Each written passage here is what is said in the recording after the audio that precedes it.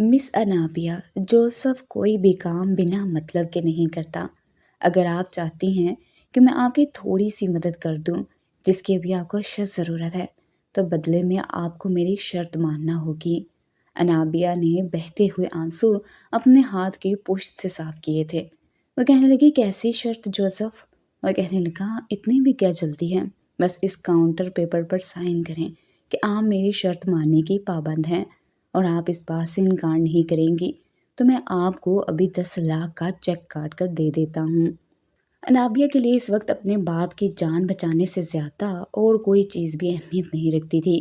वो जानती थी कि ये अमेरिकन नौजवान यकीनन इससे 10 के बजाय 15 लाख मांग लेगा और वो अपनी मेहनत के बलबूते पर इसे दे भी देगी।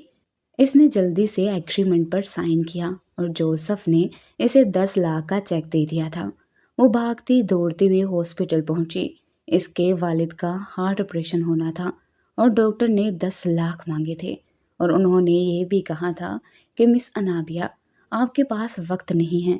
आपके वालिद का ऑपरेशन अगर 2 दिन के अंदर ना किया गया तो इन्हें कुछ भी हो सकता है। अनाबिया आंसू बहाते हुए रिक्शे में बैठी और हॉस्पिटल पहुंची थी और जल्दी से इसने रिसेप्शन पर जाकर पैसे जमा करवाए थे ताकि जल्द अज जल्द इसके वालिद का ऑपरेशन शुरू हो सके। पैसे जमा होने के बाद डॉक्टर ने इसे तसल्ली दी कि बाईपास बहुत बड़ा ऑपरेशन नहीं है, लेकिन आपके वालिद की कंडीशन काफ़ी क्रिटिकल है। फिर इनकी उम्र भी बहुत ज़्यादा हो चुकी है, बस आप दुआ करें। अनाबिया बहुत परेशान थी। वो बाहर बैठी रो रो कर अपने वालिद की लंबी उम्र की दुआएं मांग रही थी। लेकिन जैसे ही ऑपरेशन थिएटर का दरवाज़ा खुला तो डॉक्टर अपना सर झुकाए, गर्दन झुकाए बाहर आया था। अनाबिया का तो दिल जैसे किसी ने मुट्ठी में दबोचा था। वो भागते हुए डॉक्टर के पास आई और कहने लगी, डॉक्टर साहब, मेरे वालिद।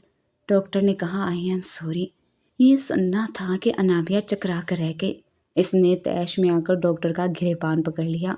वह कहने लगी, तुम लोग डॉक्टर नहीं कसाई हो। मैं 2 दिन से तुम लोगों की मिन्नत समाजत कर रही थी कि मेरे वालिद का ऑपरेशन कर दो। मैं तुम लोगों की पाई पाई चुका दूंगी। मैं पैसों का इंतज़ाम कर रही हूँ, लेकिन तुम लोगों ने मेरी एक नहीं मानी। देख लो, मैंने पैसों का इंतज़ाम कर दिया। काश कि तुम लोग ये ऑपरेशन पहले कर लेते तो मेरा बाप जिंदा होता। और वो चिल्ला रही थी, जुनूनी सी हो गई थी। इसने डॉक्टर का गिरेबान पकड़कर बुरी तरह से झंझोड़ दिया था, लेकिन वहाँ पर हॉस्पिटल का स्टाफ आ गया और डॉक्टर का गिरेबान अनाबिया से छुड़वाया। वो रोए जा रही थी। इसके वालिद के अलावा इसका कोई भी सहारा नहीं था। वो बाप बेटी ही एक दूसरे का सहारा थे, लेकिन अब वो दुनिया से जा चुके थे, अनाबिया को तन तनहा छोड़कर। और वो रोए जा रही थी। अपने वालिद की तदफीन इसी ने करवाई थी। इसके वालिद के इंतकाल को 3 दिन गुजर चुके थे। वो अपने घर में अकेली बैठी रो रही थी जब जोसेफ का फ़ोन इससे आया था। अनाबिया ने बेदिली से फ़ोन उठाया था। सारे पैसे इसके लग चुके थे, लेकिन वालिद को वो फिर भी बचा नहीं पाई थी। डॉक्टरों की नाअहली की वजह से जोसेफ का फ़ोन इसने उठाया तो वो कह रहा था, मिस अनाबिया, कैसी हैं आप और आपके वालिद कैसे हैं? अनाबिया कहने लगी, मेरे वालिद का इंतकाल हो चुका है। ये सुनकर वो कहने लगा, ओह सो सैड, बहुत अफसोस हुआ ये सुनकर। अनाबिया रोने लगी तो वो कहने लगा, मिस अनाबिया, आप प्लीज़ रोए मत। वो कहने लगी कि आप ये मत समझिएगा कि मेरे वालिद का इंतकाल हो गया है तो मैं आपके पैसे वापस नहीं करूँगी। जोसेफ ने गहरी सांस ली। वह कहने लगा, मैं इसी सिलसिले में आपसे बात करना चाहता हूँ, लेकिन टेक योर टाइम। आप 3-4 दिन बाद मेरे ऑफिस में आ जाइएगा, फिर बैठकर बात कर लेंगे। अनाबिया ने अपने आंसू साफ किए। वो सोच रही थी कि जोसेफ से यही कहेगी कि वो इसके ऑफिस में 8 घंटे की ड्यूटी देने को तैयार हैं। कुछ वक्त पैसे अपनी सैलरी से कटवा लेगी और कुछ पैसे होम ट्यूशन से कमाकर इसे लौटा देगी। 2 दिन बाद वो आम से लिबास में अपनी बड़ी सी चादर ओढ़े इस शानदार ऑफिस में गई थी, जहां वो गैर मुल्की शख्स शानो शौकत से अपने कमरे में बैठा था।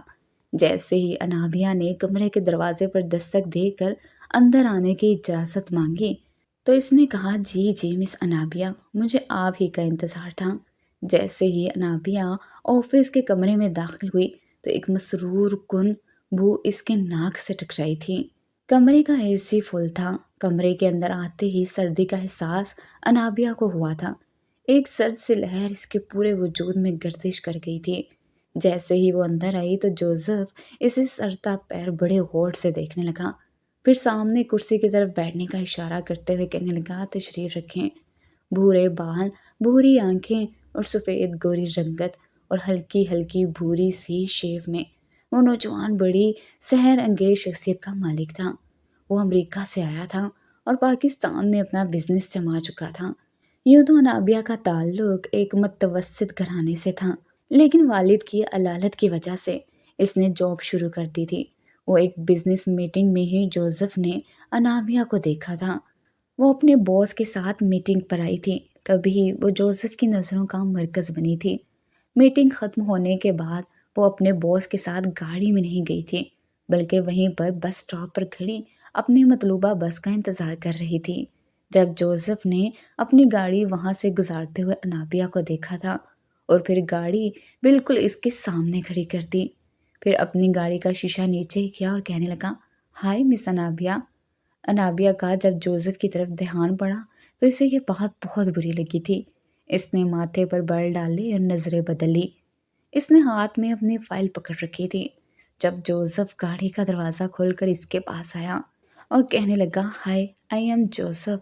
आप करीम साहब के साथ मीटिंग अटेंड करने आई थी। पहचाना आपने मुझे? अभी कुछ देर पहले ही मेरी आपसे मुलाकात हुई थी। मेरा मतलब है हाय हेलो हुई थी। अनाबिया ने कहा, जी कहिए। तो वो कहने लगा, देखें, यूं खड़े खड़े बात नहीं हो सकती।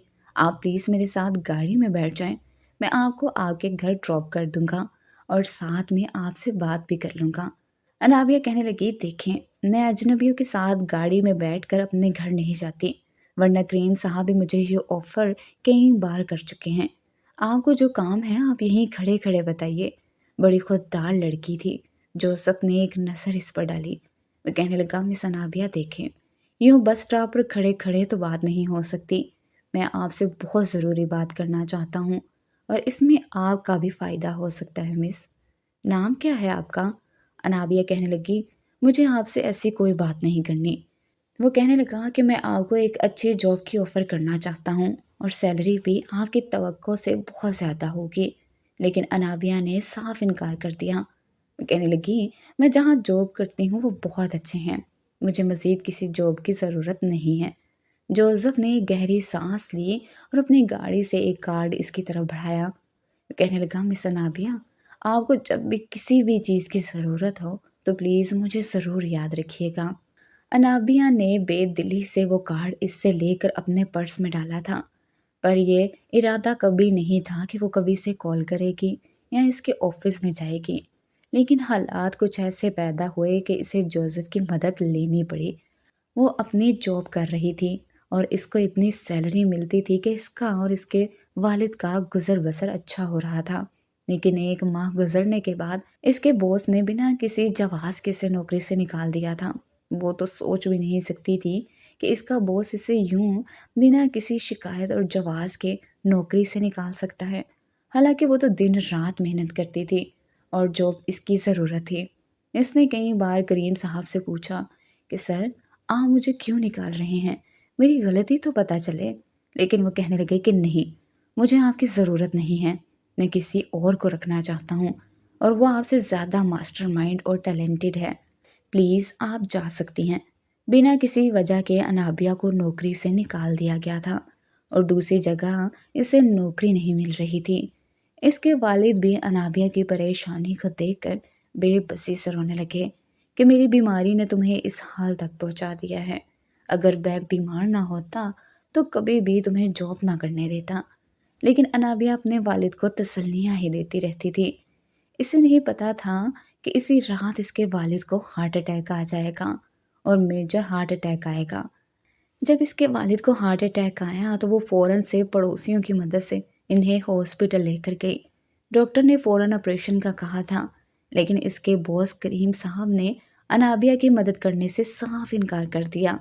वो कहने लगे कि मैं आपकी माली कोई भी मदद नहीं कर सकता और इतनी बड़ी रकम तो किसी सूरत नहीं दे सकता। वो हॉस्पिटल वालों की मिन्नत समाजत कर रही थी कि खुदा के लिए इसके वालिद का ऑपरेशन कर दें वो कहीं से भी करेगी, लेकिन पैसों का इंतज़ाम कर देगी। जिस घर में वो रहती थी वो घर इसकी मलकियत था, लेकिन इतनी जल्दी घर का बिक जाना मुमकिन नहीं था। वो आधी कीमत पर भी बेचती, तब भी 1 महीने का वक़्त लग जाता और इसे रकम की फ़ौरी ज़रूरत थी। इसने बहुत लोगों से उधार माँगा कि वो अपना घर बेचकर चुका चुकी थी, लेकिन किसी ने भी इसे उधार नहीं दिया था। वो घर इसका वाहिद असासा था। तभी इसे अपने पर्स से जोसेफ का कार्ड नज़र आया था। इसने जोसेफ का मोबाइल नंबर देखकर इसको कॉल मिलाई। दूसरी या तीसरी बेल पर इसने फ़ौरन फ़ोन उठा लिया। अनाबिया रो रही थी। इस वक्त हॉस्पिटल में थी। जब जोसेफ ने इसकी रोती हुई आवाज़ सुनकर इसे फ़ौरन से पहचान लिया। वो कहने लगा, miss Anabia, are you all right? वो रोने लगी, कहने लगी, सर, मेरे वालिद इस वक्त हॉस्पिटल में हैं और मुझे इनके बाईपास के लिए 10 लाख की फौरी और रशद ज़रूरत है। बड़े आराम और धीमे लहजे में जोसेफ ने कहा, जी हाँ, तशरीफ़ ले आए, हम मिलकर बात कर लेते हैं। बड़ी उम्मीद से अनाबिया इसके ऑफिस पहुंची थी, जहां वो अपनी जेबों में हाथ डाले इसकी सारी बात बड़े इत्मीनान से सुन रहा था। वो कहने लगा कि मैं आपकी मदद ज़रूर करूँगा मिस अनाबिया, लेकिन मेरी कुछ शराइत हैं। अनाबिया के पास इस वक्त इतना वक्त नहीं था कि इसकी शर्तों को सुनती। वो कहने लगी, मुझे आपकी सारी शर्तें मंजूर हैं। इस वक्त प्लीज़ मुझे 10 लाख दे दें। मेरे वालिद की कंडीशन बहुत क्रिटिकल है। इसने हाथ जोड़कर मिन्नत की थी। फिर एग्रीमेंट पर साइन करने के बाद पैसे लेकर जा चुकी थी, लेकिन वो पैसा भी इसके वालिद को बचा नहीं पाया था। बेबसी से अब वो जोसेफ के सामने बैठी थी। इसने वो एग्रीमेंट पेपर इसके सामने रखा। वह कहने लगा, आप इन शराइत पर साइन कर चुकी हैं। आप मुझे सिर्फ ये बता दें कि आप इन्हें पूरा कब करेंगी। वो सोच चुकी थी कि इसके ऑफिस में जॉब शुरू कर देगी और अपना घर अब वो बेचना नहीं चाहती थी, क्योंकि बेघर होकर वो कहाँ जाती। एक छोटा सा घर था जो इसकी इज्जत की हिफाजत कर सकता था। लेकिन जैसे जैसे जोसेफ की शराइत बढ़ रही थी, इसके होश उड़ने लगे।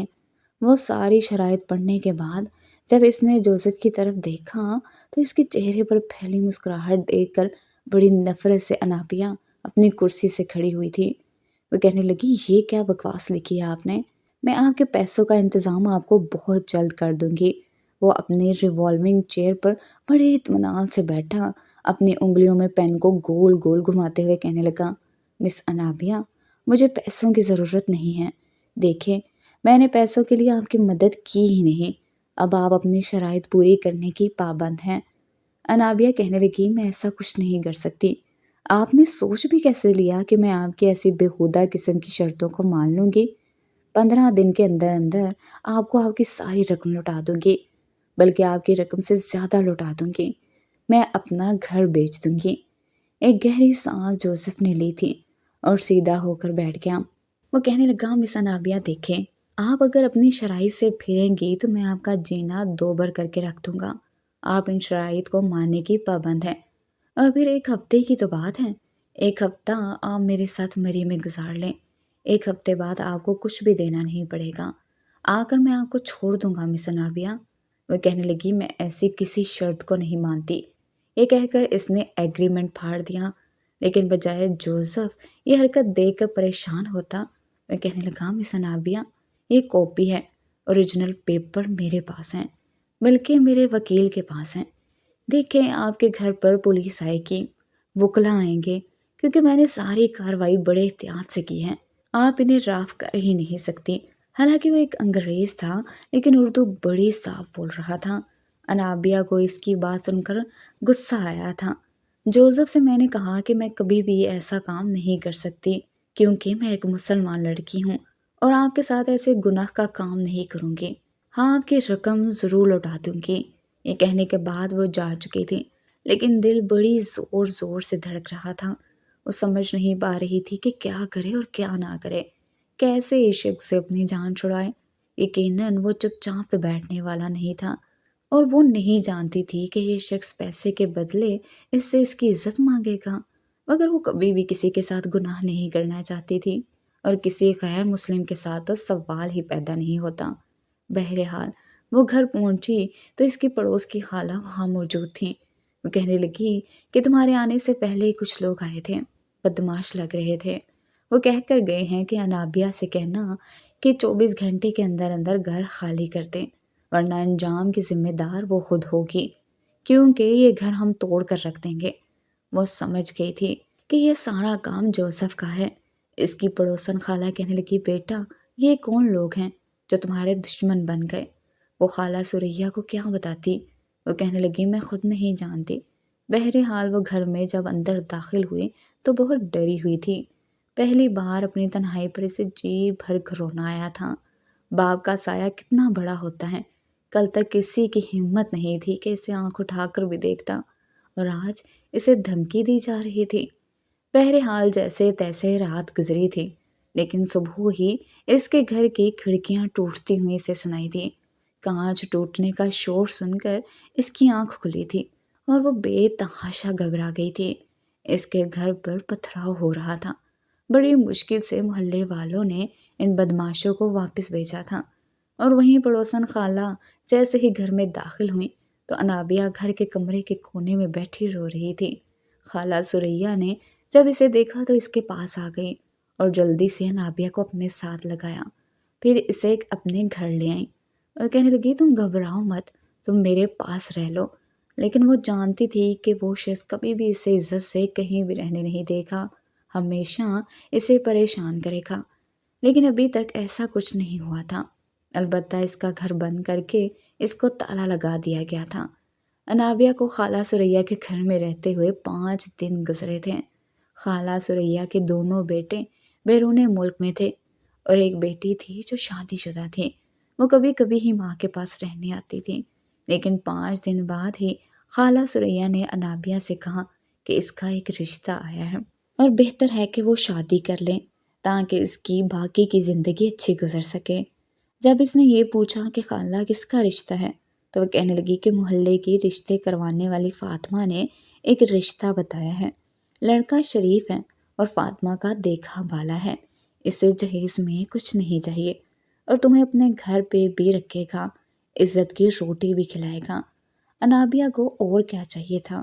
جوزف سے جان چھڑانے کا اس سے بہترین طریقہ اور کوئی نہیں تھا، اس سے پہلے کہ وہ پھر دوبارہ سے کوئی نئی چال چلتا اور اس کی زندگی کو اجیرن بنا کے رکھ دیتا۔ انابیہ کو یہی لگا کہ اسے نکاح کر لینا چاہیے، کیونکہ رشتے کرانے والی فاطمہ نے یہی کہا تھا کہ وہ نوجوان یتیم ہے، اس کے والدین زندہ نہیں ہیں، اس لیے سادگی سے نکاح کرنا چاہتا ہے۔ انابیہ بھی اس نکاح کے لیے راضی ہو چکی تھی۔ وہ کمرے میں ایک ہلکی فینسی میکسی پہنے بیٹھی تھی جب مولانا صاحب نے کہا کہ کیا آپ کو یوسف بن سکندر سے حق مہر 2 لاکھ نکاح قبول ہے؟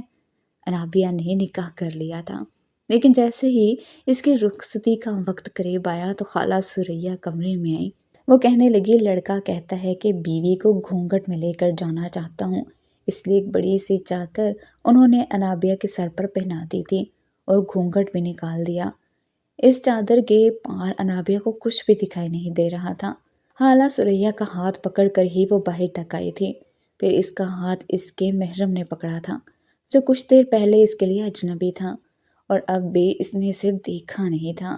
جیسے ہی وہ گھر سے باہر آئی تو گاڑی کی پچھلی نشست کا دروازہ کھلا تھا اور بڑی احتیاط سے اسے اندر بٹھایا گیا اور پھر آگے کی سیٹ پر وہ شخص بیٹھا تھا۔ اس نے ڈرائیور سے گاڑی چلانے کے لیے کہا۔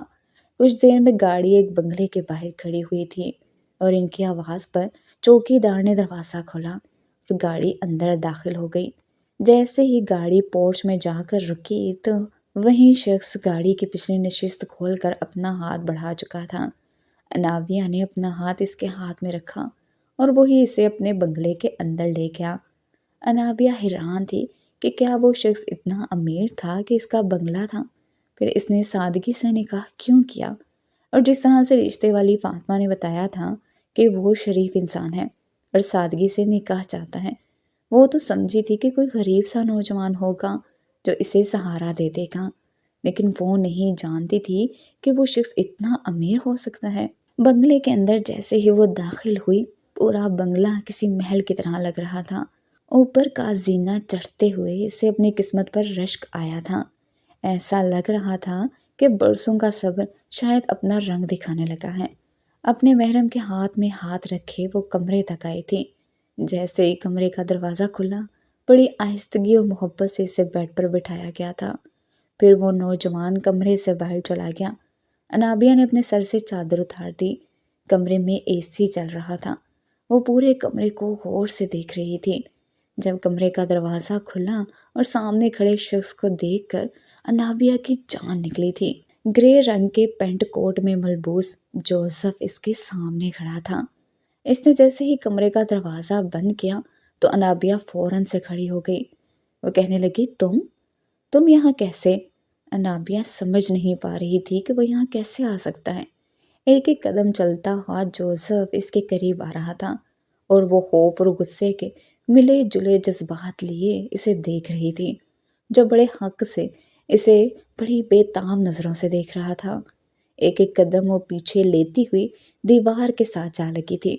اسے یہ خوف تھا کہ کہیں اس جوزف نامی شخص نے اس سے دھوکے سے شادی نہ کی ہو، لیکن کوئی شخص کیسے ایسا کر سکتا تھا؟ وہ سوچ میں پڑ گئی تھی۔ تب تک جوزف اس کے بالکل قریب پہنچ چکا تھا۔ وہ کہنے لگا، یہ میرا کمرہ ہے مس انابیہ، آپ میری مسز۔ یہ سن کر انابیہ کو گھٹن سی ہونے لگی تھی، آنکھوں سے آنسو بہنے لگے تھے۔ جوزف کہنے لگا، میں نے کہا تھا کہ مجھے دھوکہ دینے کے بارے میں مت سوچنا، لیکن تم باز نہیں آئی، اس لیے مجھے یہ سب کرنا پڑا۔ انابیہ یوں تھی سانس بھی نہیں لے پا رہی تھی۔ اس سے پہلے جوزف مزید دوریاں ختم کرتا، انابیہ نے اس کے سینے پر ہاتھ رکھ کر اسے خود سے دور کیا تھا۔ وہ کہنے لگی، دور رہو مجھ سے، میرے قریب مت آنا۔ وہ خوف کے مارے کانپ رہی تھی۔ وہ سوچ بھی نہیں سکتی تھی کہ جس شخص سے بچنے کی خاطر انابیہ نے یہ قدم اٹھایا تھا، وہ اسی کے شکنجے میں پھنس جائے گی۔ جوزف کہنے لگا، انابیہ مجھ سے ڈرو مت، میری بات سنو۔ ابھی جوزف نے یہی کہا تھا کہ وہ بے ہوش ہو گئی تھی۔ انابیہ، انابیہ، کم آن، what happened? Come to your senses۔ وہ اس کے چہرے کو تھپ تھپانے لگا۔ وہ بار بار اسے پکارنے لگا، لیکن وہ بے ہوش ہو چکی تھی۔ جوزف نے اسے بیڈ پر لٹا دیا اور خود صوفے پر جا کر بیٹھ گیا۔ سگریٹ کی ڈبیاں اپنے کوٹ کی جیب سے نکالی اور سگریٹ پینے لگا۔ یوسف، وہ میرے دوست کی بیٹی ہے اور میں نے بچپن سے اسے زبان دی ہے، خدا کے لیے میری زبان کا پاس رکھو۔ جوزف یعنی یوسف کو اپنے باپ کی بات یاد آنے لگی، لیکن وہ بے نیازی سے بولا تھا، پلیز ڈیڈ، میں یہاں امریکہ میں رہنے والا آزاد سا نوجوان ہوں، پاکستان کی کسی بھی لڑکی سے شادی نہیں کر سکتا، وہ ایک نیک سیرت لڑکی ہے۔ یوسف کے والد نے اسے پھر سے سمجھانے کی کوشش کی تھی۔ وہ کہنے لگا، کم آن ڈیڈ، میرا نام جوزف ہے۔ امتیاز صاحب نے کہا کہ تم ایک مسلمان باپ کے بیٹے ہو، تمہارا نام یوسف ہے، خود کو غلط نام سے منسوب مت کرو۔ تمہاری ماں کے ساتھ میں نے شادی کرنے سے پہلے سے مسلمان کیا تھا، یہ اور بات ہے کہ اس نے اپنے طور طریقے نہیں بدلے۔ امتیاز صاحب کی بیوی کے انتقال کو کافی وقت گزر چکا تھا، لیکن ان کا اکلوتا بیٹا یوسف دین اسلام سے کافی حد تک دور تھا۔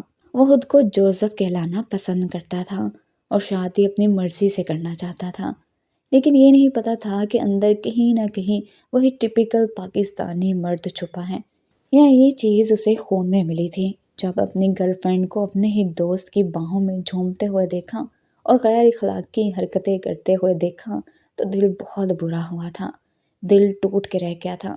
وہ جانتا تھا کہ وہاں موجود سب لڑکیاں ایسی ہی ہوں گی، تبھی دل میں خواہش اٹھی تھی کہ باپ کی خواہش کو پورا کر دینا چاہیے، لیکن اس وقت امتیاز صاحب بہت بیمار تھے، انہیں ہارٹ اٹیک ہوا تھا۔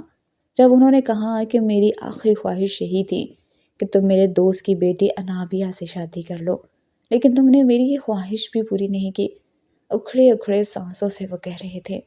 جب یوسف نے ان کے دونوں ہاتھ پکڑ کر کہا کہ میں آپ کا وعدہ ضرور پورا کروں گا، لیکن امتیاز صاحب کی آنکھوں سے آنسو بہنے لگے۔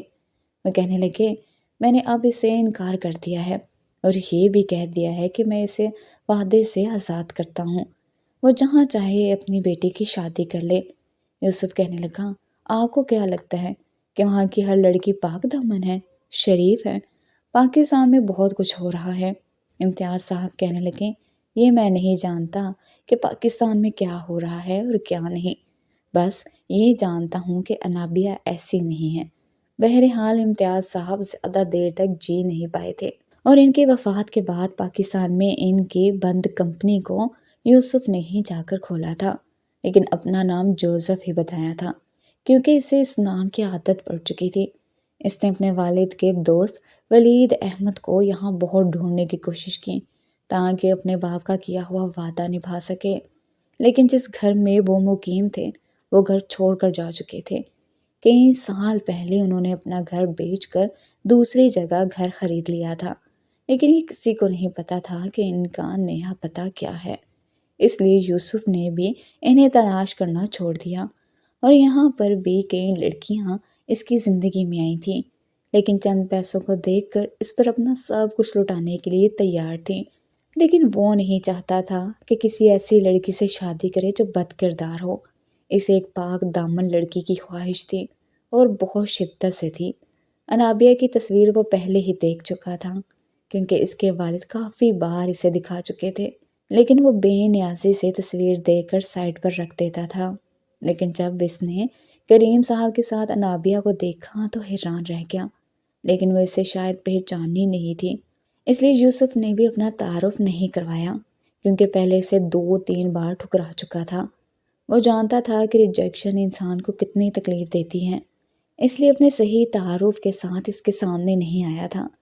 وہ چاہتا تھا کہ وہ اس کے آفس میں جاب کرے، لیکن اس خوددار لڑکی نے صاف انکار کر دیا تھا۔ اس لیے اسی نے کریم صاحب سے کہا تھا کہ وہ اسے جاب سے نکال دے، لیکن جاب سے نکلنے کے بعد اسے شاید مہلت ہی نہیں ملی کہ وہ اس کی نوکری پر توجہ دیتی، کیونکہ اس کے والد بہت زیادہ بیمار ہو گئے تھے اور وہ مجبوراً پیسے لینے آئی تھی۔ اسی وقت جوزف نے اس سے ایک ایگریمنٹ سائن کروایا تھا۔ وہ دیکھنا چاہتا تھا کہ وہ پیسوں کی خاطر کیا کچھ کر سکتی ہے۔ وہ دیکھنا چاہتا تھا کہ کیا وہ اپنی عزت کا سودا کر سکتی ہے یا نہیں، لیکن وہ اس پر بھی کھری اتری تھی۔ اس نے اپنی عزت بچانے کی خاطر اور گناہ سے بچنے کی خاطر بنا سوچے سمجھے ایک اجنبی سے نکاح کر لیا تھا۔ یوسف کی نظر میں انابیہ کی عزت اور بھی بڑھ چکی تھی، لیکن انابیہ بے خبر تھی۔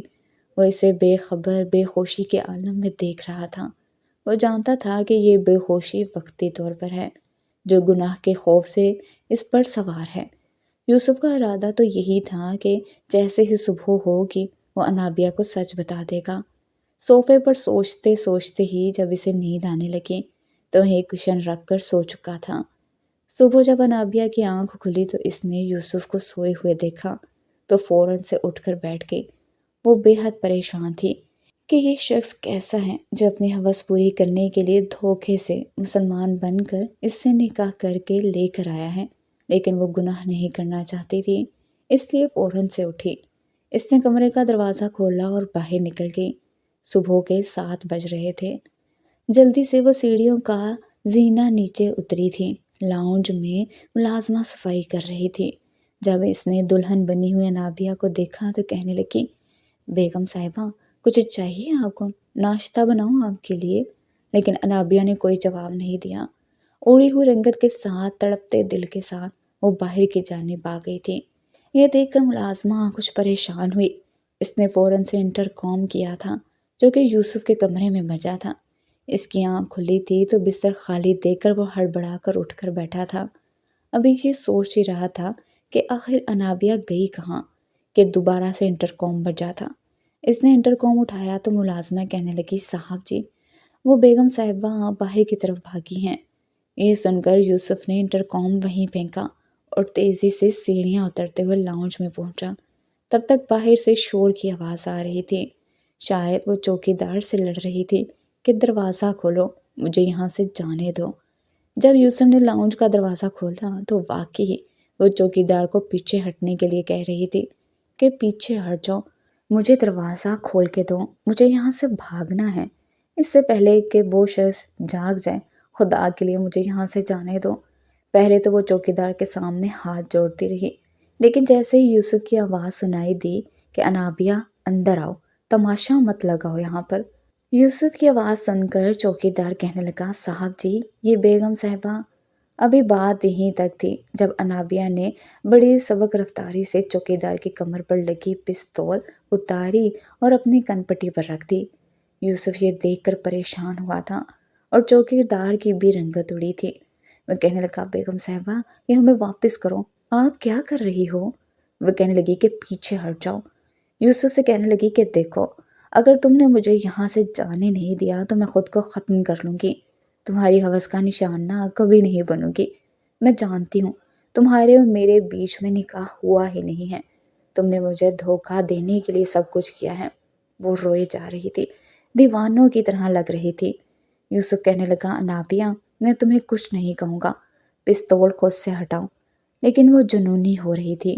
وہ کہنے لگی دروازہ کھلواؤ، اگر تم نے دروازہ نہیں کھلوایا تو میں خود کو ختم کر لوں گی، تمہارے حوالے اپنے آپ کو نہیں کروں گی۔ یوسف کہنے لگا تم سچ نہیں جانتی، مجھے کچھ تو صفائی پیش کرنے کا موقع دو۔ ایک ایک قدم وہ آگے بڑھا رہا تھا لیکن انابیہ کچھ نہیں سننے کو تیار تھی۔ وہ کہنے لگی کہ تم نے ایک بھی قدم آگے بڑھایا تو میں خود کو شوٹ کر لوں گی اور میری موت کے ذمہ دار تم ہوگے۔ یوسف کو سمجھ نہیں آ رہا تھا کہ وہ اس سچویشن کو کیسے ہینڈل کرے۔ وہ کہنے لگا ٹھیک ہے میں تمہارے قریب نہیں آتا، ہٹاؤ اپنے آپ سے۔ پھر چوکیدار سے کہنے لگا کہ کریم بابا آپ دروازہ کھول دیں، جانے دیں اسے۔ ابھی بھی وہ اسی فینسی میکسی میں ملبوس تھی، ویسے ہی میک اپ کیا ہوا تھا، چھوٹا موٹا زیور بھی پہن رکھا تھا۔ چوکیدار نے یوسف کی بات سنتے ہی دروازہ کھول دیا تو بھاگتے ہوئے باہر گئی تھی۔ پستول ابھی بھی اس کے ہاتھ میں تھی۔ یوسف اس کے پیچھے بھاگا تھا لیکن جانتا تھا کہ اگر اس کے زیادہ پاس گیا تو وہ خود کو نقصان پہنچا سکتی ہے۔ ساتھ ہی اس نے اپنا موبائل جیب سے نکالا اور اپنے گارڈ سے کہا کہ بی بی صاحبہ گھر سے باہر نکل چکی ہیں، ان کا پیچھا کرو، ایک لمحے کے لیے بھی اسے اکیلا نہیں چھوڑنا اور یہ بھی دیکھنا کہ وہ خود کو نقصان نہ پہنچائے، مجھے پل پل کی رپورٹ دیتے رہنا۔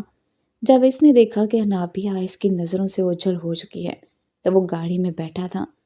دل میں بڑی بے چینی تھی، کاش کہ وہ ایک بار سچ سن لیتی، وہ اسے کچھ کہنے کا موقع تو دیتی۔ انابیہ کو خود خبر نہیں تھی کہ وہ کہاں جا رہی ہے اور کہاں نہیں، وہ بس اندھا دھند بھاگی جا رہی تھی۔ وہ بھاگ بھاگ کر تھک گئی۔ یوسف کا گارڈ اس کا پیچھا کر رہا تھا جسے آج تک انابیہ نے نہیں دیکھا تھا اور وہ پل پل کی خبر یوسف کو دے رہا تھا۔ یوسف انابیہ سے کافی پیچھے تھا لیکن جانتا تھا کہ وہ کدھر جا رہی ہے۔ بہرحال کچھ دور جاتے ہی سامنے پولیس موبائل دیکھ کر انابیہ گھبرا گئی تھی۔ جہاں پر یوسف کا بنگلہ تھا کچھ دور جاتے ہی جھاڑیاں سی شروع ہو جاتی تھی اور سنسان سی جگہ تھی۔ انابیہ نے سب سے پہلے تو ہاتھ میں پکڑی پسٹل ایک طرف پھینکی تھی کہ کہیں پولیس اس کے ہاتھ میں پسٹل دیکھ کر اسے گرفتار نہ کر لے۔ پھر اپنا لباس دیکھ کر پریشان ہوئی تھی، جس حلیے میں تھی پولیس کو اس پر تشویش ضرور ہو سکتی تھی۔ اس سے پہلے کہ پولیس موبائل کے اندر بیٹھے انسپکٹر کی نظر اس پر پڑتی وہ اس سنسان جگہ پر جا کر چھپ گئی تھی۔ کچھ دیر بعد گاڑی گزر کر جا چکی تھی۔ اب وہ اسی سنسان میدان میں بھاگنے لگی جس کی دوسری جانب دوسری سمت شروع ہو چکی تھی۔ اس کا ارادہ تھا کہ سڑک تک پہنچے جب اسے اپنے پیچھے قدموں کی چاہت سنائی دی۔ اس نے پلٹ کر دیکھا تو ایک نوجوان اس کا پیچھا کر رہا تھا۔ یہ دیکھ کر وہ گھبرا گئی اور نوجوان کہنے لگا گھبرائیں نہیں، میں آپ کی مدد کر سکتا ہوں، پلیز مجھ پر بھروسہ کریں۔ لیکن انابیہ کو کسی پر بھروسہ نہیں تھا۔ وہ بھاگتے بھاگتے دوسری جانب کی مین سڑک پر پہنچی تھی اور وہاں پر چلنے والی بس کے اوپر بیٹھ چکی تھی، یہ جانے بغیر کہ وہ بس کہاں جا رہی ہے۔ نہ اس کے پاس ٹکٹ کے پیسے تھے اور نہ ہی کچھ اور، بس وہ روئے جا رہی تھی۔ جب کنڈکٹر نے اس کی حالت دیکھی تو اسے کہنے لگا کہ بی بی تم کون ہو اور بس کے کرائے کے پیسے دو۔ تو وہ کہنے لگی میرے پاس کچھ نہیں، خدا کے لیے میری مدد کرو، مجھے کہیں بھی اتار دو یہاں سے بہت دور۔ کنڈکٹر نے جب اسے یوں روتے دیکھا تو چپ ہو گیا، لیکن وہ بس دوسرے شہر جا رہی تھی۔ بس کے بالکل پیچھے پیچھے یوسف کی گاڑی تھی۔ صبح سے شام ہو چکی تھی اور شام سے رات، یہاں تک کہ گہرے بادل بھی آسمان پر چھانے لگے تھے۔ کچھ ہی دیر میں بارش شروع ہو چکی تھی۔ بس کچھ دیر کے لیے اڈے پر رکی تھی اور وہیں پر انابیہ اتر گئی تھی۔ ابھی بھی وہ انجان تھی کہ وہ کہاں ہے اور کہاں نہیں، کیونکہ شہر ختم ہو چکا تھا اور ہائی وے پر چھوٹے چھوٹے قصبے اور گاؤں کا سلسلہ شروع ہو چکا تھا۔ کنڈکٹر بھی اسے جواب دے چکا تھا کہ اس سے آگے وہ اسے بغیر پیسوں کے نہیں لے کر جائے گا۔ اسے کچھ نہیں پتا تھا کہ وہ کہاں ہے اور کہاں جائے گی۔ یوسف کی گاڑی اس بس سے اتنے فاصلے پر تھی کہ جس سے انابیہ کو شک نہ ہوتا۔ تیز برستی بارش میں وہ نیچے اتر گئی تھی۔ کچھ دیر وہاں بنے ڈھابے پر بیٹھی رہی۔ بھوک سے حالت خراب ہو رہی تھی، لیکن جیب میں پیسے نہیں تھے۔ کچھ بھی ایسا نہیں تھا جسے وہ بیچ کر کچھ کھا پی سکتی۔ وہیں قریب میں ہی کچھ نوجوان بھی بیٹھے اسی کو دیکھ رہے تھے۔ اسے اکیلا دیکھ کر، یوں روتا دیکھ کر ان کی نیت میں فتور آنے لگا تھا۔ جب بارش میں وہ مکمل بھیگ چکی تھی، تب تک بس بھی واپس روانہ ہو گئی تھی۔ اب اس ڈھابے پر یا تو آوارہ نوجوان موجود تھے یا پھر انابیہ۔ جب اس کی نظر نوجوانوں پر پڑی تو گھبرا گئی، اپنا دوپٹہ اپنے اوپر لپیٹا اور وہاں سے چل پڑی۔ لیکن وہ نوجوان بھی اپنی جیپ میں بیٹھ گئے اور انابیہ کے برابر اپنی جیپ کر کے آپس میں الٹے سیدھے مذاق کرنے لگے کہ لڑکی تو بڑی ایٹم بم ہے، ہماری آج کی رات سہانی کر سکتی ہے۔ ان لوگوں کی ایسی باتیں سن کر انابیہ کی تو جان نکلی تھی۔ اپنی عزت بچا کر وہ یوسف کے گھر سے باہر نکلی تھی، لیکن آوارہ بھیڑیے یہاں بھی موجود تھے جو اس کو نوچ کھانے کے لیے تیار تھے۔ وہ تیز تیز بھاگنے لگی، لیکن ان کی جیپ کا مقابلہ نہیں کر سکتی تھی۔ اچانک سے جیپ اس کے سامنے آ کر کھڑی ہوئی تھی اور بے اختیار وہ اس جیپ سے ٹکرا گئی۔ اس کے سر پر چوٹ آئی تھی اور وہیں وہ ہوش کی دنیا سے غافل ہو چکی تھی۔ اس سے پہلے کہ وہ نوجوان اسے اپنی جیپ میں ڈال کر اس کے ساتھ کچھ بھی غلط کرتے، یوسف کی گاڑی انہی کا پیچھا کر رہی تھی۔ فوراً سے اس نے گاڑی انابیہ کے سامنے کھڑی کی اور تیزی سے اٹھ کر انابیہ کے پاس آ گیا۔ یوسف کو دیکھ کر وہ نوجوان کہنے لگے، اے لڑکے، کون ہو تم؟ یہ ہماری ہے، اسے یہیں چھوڑ دو۔ یوسف کہنے لگا، میری بیوی ہے یہ، اگر تم لوگ میرے ہاتھوں سے مرنا نہیں چاہتے تو چلے جاؤ یہاں سے۔ یہ کہتے ہوئے ایک ریوالور یوسف نے جیب سے نکالا تھا۔ وہ لڑکے یہ سب دیکھ کر اپنی جیپ میں بیٹھ کر جا چکے تھے۔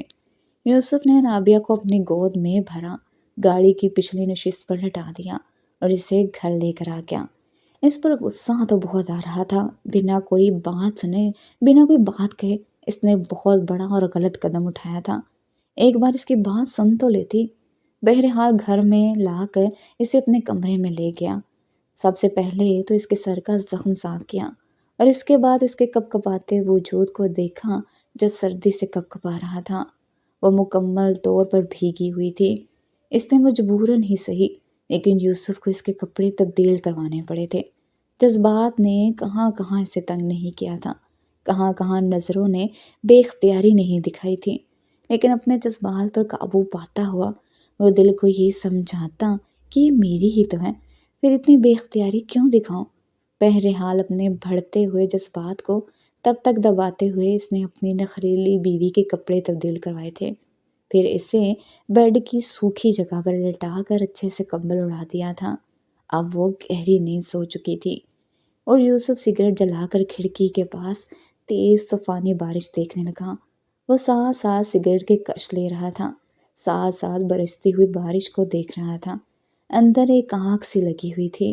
دل تو بہت چاہ رہا تھا کہ اس لڑکی کو اپنے سینے سے لگا لے، اپنے اندر لگی اس آگ کو کچھ تسکین دے دے جس کے حسن نے اسے بے چین کر دیا تھا۔ وہ تو تصویروں سے بھی زیادہ حسین تھی۔ جب پہلی بار دیکھا تبھی دل بے اختیار ہوا تھا کہ اس کے باپ نے اس کے لیے ہیرا چنا تھا، پھر اس سے پرکھ بھی چکا تھا، اس لیے اب چاہتا تھا کہ یہ دوریاں ختم ہو جائیں، لیکن یہ دل نہیں چاہتا تھا کہ انابیہ اس سے ناراض ہو یا اسے برا بھلا سمجھے یا اپنے دل میں اس کے لیے غلط گمان پیدا کرے۔ رات کے 3 بجے انابیہ نے آنکھیں کھولی تھیں اور یوسف جاگ رہا تھا۔ وہ کھڑکی کے باہر برستی برسات کو دیکھتا ہوا سگریٹ پی رہا تھا۔ انابیہ نے جب خود کو کمرے میں دیکھا تو فوراً سے اٹھ کر بیٹھ گئی۔ پورے کمرے میں ملجگی سی روشنی تھی، شاید نائٹ بلب جل رہا تھا۔ سامنے کھڑکی پر یوسف کو کھڑے دیکھ کر اس کی جان نکلی تھی۔ فوراً سے وہ اٹھ کر بیٹھ گئی۔ وہ اپنے آپ کو نائٹ سوٹ میں دیکھ کر پریشان ہوئی تھی۔ آہٹ کی آواز سن کر جیسے ہی یوسف نے پیچھے پلٹ کر دیکھا تو اس وقت انابیہ اپنے نائٹ سوٹ کو دیکھ رہی تھی۔ وہ گہری سانس لیتا ہوا اس کے پاس آ گیا۔ وہ کہنے لگا یہ کیا حرکت کی ہے تم نے؟ وہ کہنے لگی دور رہو مجھ سے، اور یہ کپڑے، میرے کپڑے کہاں ہیں؟ انابیہ تو اس وقت سمجھ نہیں پا رہی تھی کہ کیا کرے اور کیا نہ کرے۔ یوسف نے کہا کہ تم بارش میں بھیگ چکی تھی، اس لیے مجھے تمہارے کپڑے تبدیل کروانے پڑے، ورنہ بیمار پڑ جاتی۔ یہ کہتے ہوئے اس نے اپنے سگریٹ کو ایش ٹرے میں بجھایا تھا۔ وہ کہنے لگی تمہاری ہمت کیسے ہوئی مجھے ہاتھ لگانے کی؟ انابیہ کی حالت یہ تھی کہ اس شخص کو جان سے مار ڈالے۔ وہ اس کو کہنے لگا شاید تم بھول رہی ہو، ہمارا نکاح ہوا ہے، تم میری بیوی ہو۔ وہ کہنے لگی شٹ اپ، نہیں ہوں میں تمہاری بیوی، میں تمہاری کچھ نہیں لگتی، میں کسی بے دین کے ساتھ رہ کر اپنی زندگی برباد نہیں کر سکتی۔ وہ کہنے لگا تم کیا جانتی ہو میرے بارے میں؟ تم میرے بارے میں کچھ نہیں جانتی۔ جس دن میرے بارے میں سچ جان جاؤ گے تو کہنے کے لیے کچھ بھی نہیں ہوگا تمہارے پاس۔ مجھے ایک بار بات کرنے کا موقع تو دو۔ وہ کہنے لگی دور رہو مجھ سے، تم ہوتے کون ہو مجھے ہاتھ لگانے والے؟ تمہاری ہمت کیسے ہوئی؟ یوسف اس کی بات سن کر تب کر رہ گیا تھا، بنا سچ جانے ہوئے سے برا بلا کہے جا رہی تھی۔ یوسف اس کے سامنے جا کر بیٹھ گیا۔ وہ دبک کر پیچھے ہٹی تھی، اس سے پہلے کہ دوسری جانب سے بیڈ سے نیچے اترتی یوسف اس کی کلائی زور سے پکڑ چکا تھا۔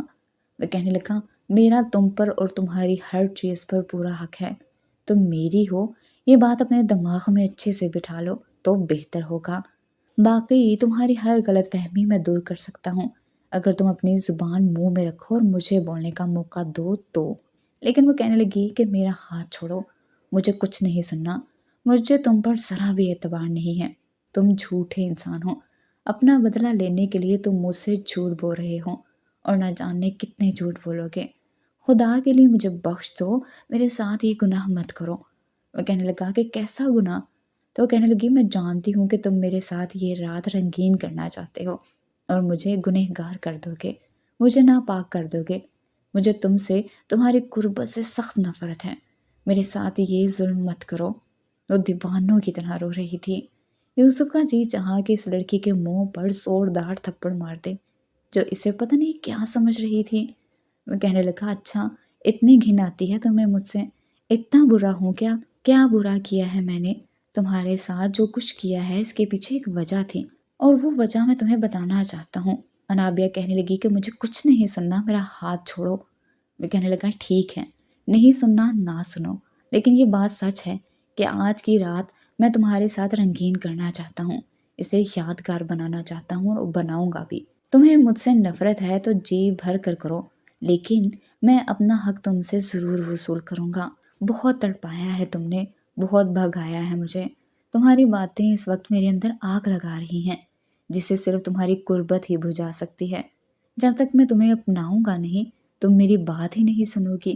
حالانکہ میں چاہتا تھا کہ پہلے تمہیں سب کچھ سچ سچ بتاؤں، تمہاری غلط فہمیوں کو دور کروں، لیکن نہیں، تمہارا منہ اس وقت بند ہوگا جب میرا لمس اور میرے وجود کی خوشبو تمہیں خود سے آئے گی، میری مہک تمہیں خود سے محسوس ہوگی، تب جا کر تم کو سننے کے قابل ہوگی۔ یہ کہتے ہوئے اس نے انابیہ کی کلائی چھوڑی تھی اور انابیہ یوں تھی کہ جیسے دل سینے سے نکل کر حلق میں آ گیا ہو، سانس سینے میں ہی تھم گیا۔ یوسف نے وقت ضائع کیے بغیر اپنی شرٹ اتاری تھی۔ وہ جانتا تھا کہ وہ اس کی بات سنے گی ہی نہیں، تب سنے گی جب وہ اسے اپنا چکا ہوگا، ورنہ کبھی وہ اس پر اعتبار ہی نہیں کرے گی، ہمیشہ بے یقین رہے گی اور اس کا بھی دماغ خراب کرتی رہے گی۔ انابیہ فوراً اٹھ کر باہر جانے لگی، لیکن کمرے کو لوک کر چکا تھا۔ یوسف مطمئن تھا کیونکہ دروازہ لوک کر کے چابی وہ اپنے پاس رکھ چکا تھا۔ دروازہ بغیر چابی کے کھل نہیں سکتا تھا۔ انابیہ نے دروازہ کھولنے کی بہت کوشش کی، پھر کھٹکھٹانے لگی کہ کوئی تو دروازہ کھولو، میری مدد کرو پلیز، مجھے اس شخص سے بچا لو۔ یوسف اپنی شرٹ اتار کر پھینک چکا تھا اور اب اس کے قریب آ گیا تھا۔ وہ کہنے لگا آج کوئی نہیں بچائے گا تمہیں، تمہارے دماغ میں جو خناس بھرا ہے وہ آج رات میں اپنی محبت سے صاف کروں گا، کل صبح تک تم اس قابل ہو جاؤ گے کہ میری بات سن سکو۔ یہ کہہ کر اس نے اسے بازو سے پکڑا تھا اور بیڈ پر لٹایا تھا۔ کمرے کی لائٹ بھی وہ بند کر چکا تھا۔ انابیہ کا کوئی بھی احتجاج کام نہیں آیا تھا، وہ اس کے پورے وجود پر اپنی محبت کی چھاپ ڈالتا چلا گیا۔ نہ اس کے آنسوؤں کی پرواہ کی اور نہ ہی اس کے رونے دھونے کی۔ صبح تک انابیہ کی سسکیوں کی آواز اس کے کانوں میں آتی رہی، لیکن لاپرواہی سے لیٹا رہا۔ اس کے پہلو میں لیٹی روئے جا رہی تھی۔ وہ کہنے لگی میں خود کو ختم کر لوں گی، تم نے مجھے ناپاک کر دیا ہے۔ یوسف کہنے لگا اپنی بکواس بند کرو، میرے چھونے کو اگر تم نے کچھ بھی غلط کہا تو میں تمہیں چھوڑوں گا نہیں۔ تم شاید ان لڑکیوں میں سے ہو جنہیں شرافت اور محبت کی زبان سمجھ نہیں آتی، بس یہی سمجھ آتی ہے۔ صبح ہوتے ہی وہ اٹھ چکا تھا، پر انابیہ ابھی بھی بیڈ پر ہی لیٹی ہوئی تھی۔ جب وہ فریش ہو کر باہر آیا تھا تب بھی وہ رو رہی تھی۔ یوسف کہنے لگا ملازمہ آئے گی تمہارے لیے ناشتہ لے کر، بہتر ہے کہ چینج کر لینا اور ناشتہ بھی ٹھیک سے کر لینا، ورنہ یاد رکھنا زبردستی اپنے ہاتھ سے کھلاؤں گا، اور میں تمہارے ساتھ کتنی زبردستی کر سکتا ہوں میرے خیال سے آج کی رات تمہیں اندازہ ہو چکا ہوگا۔ بڑی نفرت سے انابیہ نے اس کی طرف دیکھا تھا۔ وہ کہنے لگی تم انسان نہیں ہو، جانور ہو، جلاد ہو۔ وہ کہنے لگا بہت شکریہ مجھے نئے القاب دینے کے لیے، لیکن اس کی وجہ بھی تم ہو۔ شرافت سے میری بات سن لیتی تو سب کچھ خوش اسلوبی سے ہو جاتا، لیکن نہیں، تمہیں شاید عادت ہے نخرے دکھانے کی، اپنے آپ کو پارسا ثابت کرنے کی اور دوسرے کو گنہگار ثابت کرنے کی۔ یہ کہہ کر وہ کمرے سے باہر چلا گیا، دروازہ بھی بڑی زور سے بند کیا تھا۔ انابیہ کو اپنے آپ سے گھن محسوس ہو رہی تھی۔ اس سے پہلے کہ ملازمہ کمرے میں آتی، اس نے جیسے ہی الماری کھولی تو حیران رہ گئی تھی، کیونکہ اس کے ناپ کے بہت سے کپڑے ہینگر میں لگے ہوئے تھے، جیسے کہ یوسف نے سب کچھ پری پلان کیا۔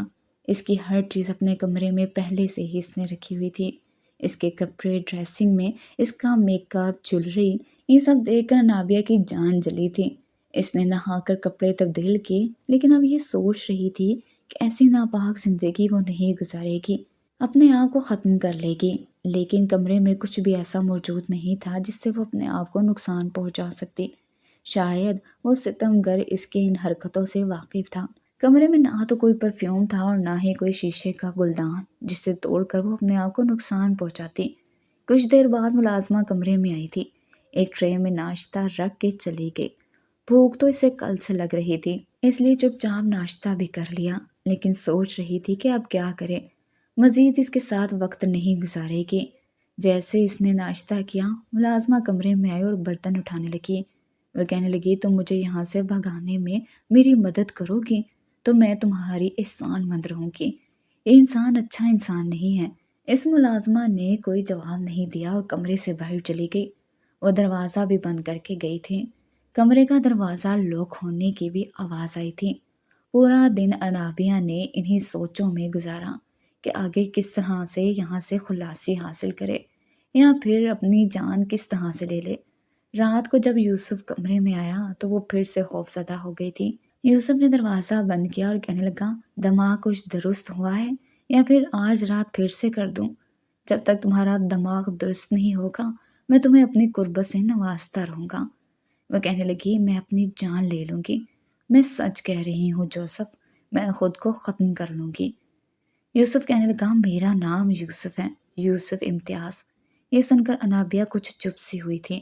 یہ نام اس کے لیے اجنبی نہیں تھا، لیکن یہ وہ نہیں ہو سکتا تھا جو وہ سوچ رہی تھی۔ اس نے اپنے دماغ کو جھٹکا تھا۔ کہنے لگی اب نام بھی بدل لیا تم نے، کاش کے ایمان بھی بدل لیتے۔ وہ کہنے لگا کہ میں کیوں اپنا ایمان بدلوں، مجھے اپنے مسلمان ہونے پر کوئی افسوس نہیں اور میں الحمدللہ مسلمان ہوں۔ اب یہ مت سمجھنا کہ تمہاری محبت میں نے کلمہ پڑھا ہے۔ میرے والد مسلمان تھے اور میری والدہ کو مسلمان کرنے کے بعد ہی انہوں نے ان سے نکاح کیا تھا۔ صرف بات یہ ہے کہ میں نے تربیت کچھ الگ طریقے سے پائی تھی، لیکن اللہ کا شکر ہے کہ اس نے مجھے ہدایت کی راہ دکھا دی۔ میں خود کو نیک نہیں کہتا، لیکن اتنا برا نہیں ہوں جتنا تم مجھے سمجھتی ہو، اور میں تمہارے لیے اتنا بھی اجنبی نہیں۔ میرے خیال سے تم مجھے جانتی ہوگی، مجھے دیکھا نہیں بھی ہو تب بھی میرا نام تمہارے لیے انجان نہیں ہوگا۔ میں وہی ہوں جس نے تمہیں کئی بار ٹھکرایا تھا، تمہارے والد کے دوست کا بیٹا۔ یہ سن کر انابیہ کے دماغ میں تو جیسے آندھیاں سی چلنے لگی تھی۔ کئی سال اس نے اپنے والد کو اپنے دوست سے باتیں کرتے سنا تھا کہ تم کچھ وعدہ کر کے گئے تھے۔ جب سے اس کے والد بیمار ہوئے تھے تب سے اپنے دوست امتیاز کو کئی بار فون کر چکے تھے، کہ میں بیمار رہنے لگا ہوں۔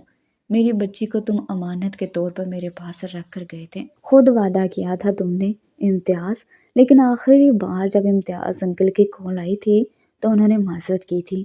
وہ بہت رو رہے تھے کہ میرا بیٹا اس رشتے کے لیے آمادہ نہیں، مجھے معاف کر دو۔ مجھے نہیں پتا تھا کہ وہ مجھے یوں شرمندہ کر دے گا۔ یہ سن کر انابیہ کے والد اور زیادہ بیمار رہنے لگے تھے۔ ان کی ساری امیدیں ٹوٹ گئی تھیں۔ اندر ہی اندر اسے یوسف نامی نوجوان سے جتنی پہلی انسیت اتنی ہی نفرت محسوس ہوئی تھی، کیونکہ وہ اس کے والد کی بیماری کا سبب بنا تھا۔ وہ یہ سمجھتے تھے کہ وہ گھمنڈی شخص جو امریکہ جیسے آزاد ملک میں رہتا ہے کبھی لوٹ کر نہیں آئے گا، اور اس کا باپ اسی شخص کے نام پر انابیہ کو بٹھائے ہوئے تھا۔ وہ بڑے مان سے کہتا تھا، میرا دوست بہت اچھا ہے، اپنے وعدے کا پکا ہے، اس لیے مجھے تمہاری کوئی فکر نہیں، تم بہت خوش رہو گی۔ لیکن انابیہ تب بھی وسوسوں کا شکار رہتی تھی۔ ہر نماز میں یہی دعا کرتی تھی کہ اگر وہ شخص اس کے نصیب میں ہے تو بے دین نہ ہو، اور اگر بے دین ہے تو پھر اس کے نصیب میں نہ ہو۔ اور آج جو شخص اس کے سامنے جوزف کے نام سے آیا تھا، وہ سوچ بھی نہیں سکتی تھی کہ وہ یوسف ہو سکتا ہے۔ یوسف کہنے لگا، کیا ہوا؟ یادداشت کچھ کام کر رہی ہے یا پھر کل والی ڈوز آج بھی دوں؟ شاید دماغ کام کرنے لگے۔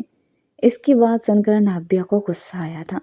وہ کہنے لگی، مجھے پہلے بھی تم سے نفرت تھی، جب تم نے مجھے ریجیکٹ کر دیا تھا تو پھر اپنایا کیوں؟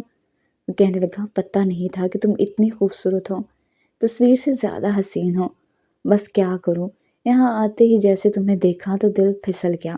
سوچا کہ لڑکی اتنی بری نہیں ہے تو اپنے ابا کا کیا ہوا وعدہ پورا کر لیتا ہوں۔ لیکن پھر سوچا کہ لڑکی کو تھوڑا آزما لینا چاہیے، ورکنگ گرل ہے، کیا پتہ کیسی ہے اور کیسی نہیں۔ اس لیے تمہیں آزمانے کے لیے میں نے وہ کانٹریکٹ پر شرائط لکھوائی تھی۔ میں دیکھنا چاہتا تھا کہ تم پیسوں کی خاطر اپنی عزت کو بیچ سکتی ہو کہ نہیں، لیکن تم میرے باپ کی توقعات پر پوری اتری۔ وہ یہی کہتے تھے کہ انابیہ بہت اچھی لڑکی ہے۔ پھر تمہیں دیکھا تو سوچا کہ اس اچھی لڑکی کو اپنے ہاتھ سے جانے نہیں دینا چاہیے، لیکن مجھے نہیں پتا تھا کہ تم طوفان کھڑا کر دو گی۔ بڑی خطرناک لڑکی ہو یار، بڑا خوار کروایا تم نے مجھے، اس لیے رات کو مجھے تم پر غصہ آ گیا تھا۔ جو کچھ کیا غصے میں کیا، لیکن آئندہ یہ سب کچھ پیار سے بھی ہو سکتا ہے اگر تم چاہو تو۔ بڑی محبت پاش نظروں سے یوسف اسے دیکھ رہا تھا۔ انابیہ کہنے لگی، مجھے نہیں رہنا آپ کے ساتھ۔ وہ کہنے لگا، کیوں؟ اب تو میں مسلمان ہوں اور اس بات کا یقین بھی تمہیں آ چکا ہے، تو اب کیوں نہیں رہنا؟ یہ کہتے ہوئے وہ اس کا ہاتھ پکڑ چکا تھا اور اپنی جیب سے ایک سونے کا کنگن نکال کر اس کی کلائی میں پہنا چکا تھا۔ وہ کہنے لگا، مجھے نہیں لگتا کہ تمہیں اب اعتراض ہونا چاہیے، کیونکہ میں الحمدللہ مسلمان بھی ہوں اور تمہارے باپ کی پسند بھی ہوں۔ ہاں، یہ اور بات ہے کہ ہمارا نصیب جڑنے کا ایک وقت مقرر تھا، تبھی میں پاکستان آیا، مجھے تم نظر آ گئی، مجھے تم اچھی بھی لگی، پھر یہ بھی پتہ چل گیا کہ تم کون ہو، تم سے محبت بھی ہو گئی اور بڑی آسانی سے ہمارا نکاح بھی ہو گیا۔ ہاں، لیکن رات کا سین کچھ مزیدار نہیں تھا، مجھے اچھا نہیں لگ رہا تھا کیونکہ تم رو رہی تھی۔ میں سب کچھ بڑے پیار اور محبت سے کرنا چاہتا تھا، لیکن تم تو سننے کو تیار ہی نہیں تھی۔ دیکھو، اب تمہیں مجھ سے گن نہیں آنی چاہیے، نہ ہی نفرت ہونی چاہیے، کیونکہ میں تمہارے باپ کی پسند ہوں۔ مشرق کی لڑکیوں کی طرح تمہیں اپنے شوہر سے محبت ہو جانی چاہیے، ورنہ کوئی بات نہیں، میں تمہیں اتنی محبت دوں گا کہ تم مجھ سے محبت کرنے پر مجبور ہو جاؤ گی۔ انابیہ کہنے لگی کہ آپ کی وجہ سے میرے بابا بیمار رہنے لگے تھے، آپ کے انکار کی وجہ سے وہ بہت ہرٹ ہوئے تھے۔ وہ کہنے لگا، اگر وہ زندہ ہوتے میں ضرور معذرت کر لیتا۔ خدا، میرا ایسا ارادہ نہیں تھا، میں ان سے ملنا چاہتا تھا، لیکن جب تم سے فون پر بات ہوئی تو پتہ چلا کہ ان کا انتقال ہو چکا ہے۔ دیکھو، پرانی باتوں کو تم بھی بھول جاؤ اور میں بھی بھول جاتا ہوں، نئے سرے سے سب کچھ شروع کرتے ہیں۔ یہ کہتے ہوئے وہ اس کے چہرے پر بکھری زلفوں کو پیچھے کرنے لگا، لیکن انابیہ اس کی کلائی پکڑ کر پیچھے جھٹکنے لگی۔ یوسف کہنے لگا، مجھے نہیں لگتا کہ اب تمہیں ناراض ہونا چاہیے۔ وہ کہنے لگی، کتنا اچھا ہوتا کہ یہ سب کچھ آپ اس وقت تسلیم کرتے جب میرے والد بھی زندہ تھے اور آپ کے بھی۔ وہ کہنے لگا، پھر وہی بات، ابھی ابھی کہا ہے تم سے کہ پچھلی باتوں کو بھول جاؤ۔ اچھا چلو، میں تم سے معافی مانگ لیتا ہوں۔ یہ کہتے ہوئے یوسف نے اپنے دونوں ہاتھ اس کے سامنے جوڑ لیے تھے۔ وہ کہنے لگا معاف کر دو مجھے نہیں پتا تھا کہ میرے باپ نے ہیرا چنا ہے۔ میں تمہیں کھونا نہیں چاہتا کسی بھی قیمت پر۔ پلیز انابیہ، میرے ساتھ ایک خوش و خرم زندگی کی ابتدا کرو، اور اپنے دل کی پوری آمادگی سے، کیونکہ مجھے صرف محبت کرنی ہی نہیں ہے بلکہ مجھے محبت چاہیے بھی۔ یہ کہتے ہوئے وہ اس کی آنکھوں میں دیکھ رہا تھا اور انابیہ شرم کے مارے اپنی نظریں چرا رہی تھی۔ وہ کہنے لگا بتاؤ کرو گی نا مجھ سے محبت؟ میری محبت کا جواب مجھے محبت سے دو گی نا؟ انابیہ کی چپ اسے زہر لگ رہی تھی۔ وہ کہنے لگا بتاؤ مجھے جلدی سے۔ تو وہ کہنے لگی آپ کو ایسی باتیں نہیں کرنی چاہیے، شرم و حیا بھی کسی چیز کا نام ہے، لڑکیاں اپنے منہ سے یہ سب کچھ نہیں کہتی۔ یہ سن کر وہ ہنسنے لگا۔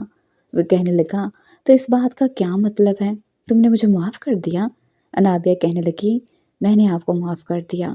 یوسف نے سکون کا سانس لیا تھا اور پھر اس کے دونوں ہاتھ پکڑ کر اپنے لبوں پر لگا لیے۔ اگلی زندگی بہت حسین تھی کیونکہ اب ان کی زندگی میں محبتیں ہی محبتیں تھیں۔ جی تو پیارے پیارے ریڈرز، کیسی لگی آپ کو آج کی سٹوری؟ کمنٹ میں اپنی رائے ضرور دیا کریں اور یہ بھی بتایا کریں کہ آپ مزید کیسی سٹوریز پڑھنا چاہتے ہیں۔ آپ کے تعاون کا بہت بہت شکریہ۔